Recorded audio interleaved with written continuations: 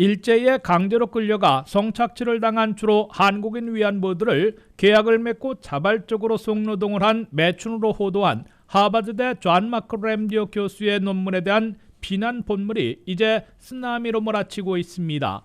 마크 램디어 교수는 미국서 태어났지만 어린 시절부터 일본에서 자라났고 일본 기업 미쓰비시가 자금을 대 설립한 하버드대 일본법 연구소에서 재직하고 있는 뼛속까지 친일학자일지라도 증거 없이 계약에 의한 매춘이라고 주장한 비상식, 비양심, 비윤리적 인물로 성토당하고 있습니다.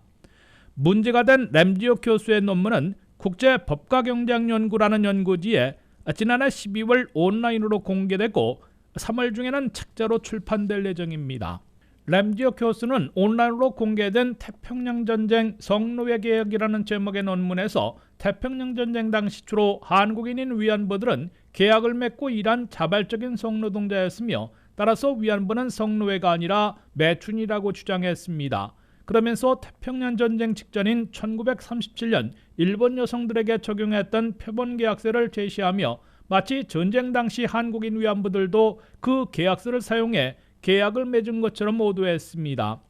램디어 교수의 논문이 알려지면서 미국은 물론 전 세계적으로 학자들을 중심으로 근거 없는 주장, 잘못된 인용으로 가득한 무책임하고도 비윤리적인 논문으로 철회돼야 한다는 강한 비판과 요구가 번물처럼 터져나오고 있습니다. 하버드대 역사학자들인 앤드류 고든, 카터 에거트 교수는 저널에 반박 논문을 보내 램디어 논문에는 전시위안소에 있었던 한국인 여성들이 맺었다는 어떠한 계약도 없으며 계약을 설명하는 어떤 간접적인 소스도 없고 심지어 제3자의 근거도 없다고 강력 비판했습니다. 노스웨스턴 대학 에이미 스탠리 역사학 교수는 4명의 동료 교수들과 35쪽으로 된 반박문을 작성하고 한국인 위안부들이 육체적 폭력에 시달렸고 위안소를 탈출하지 못하도록 위협받았는데 어떻게 계약을 맺고 자발적으로 일한 성노동자로 주장할 수 있느냐고 개탄했습니다.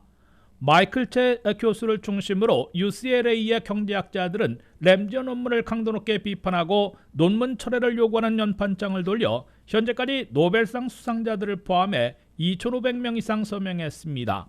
비난 본물이 터지자 램디어 교수는 하버드대 동료 교수인 한국계 석지영 교수에게 위안부에 대한 계약서를 찾지 못해 갖고 있지 않다며 실수를 인정하면서도 자신을 옹호하는 사람들을 나이하라며 마녀 상냥당하고 있다고 운운해 진정성 없는 시인으로 지적되고 있습니다.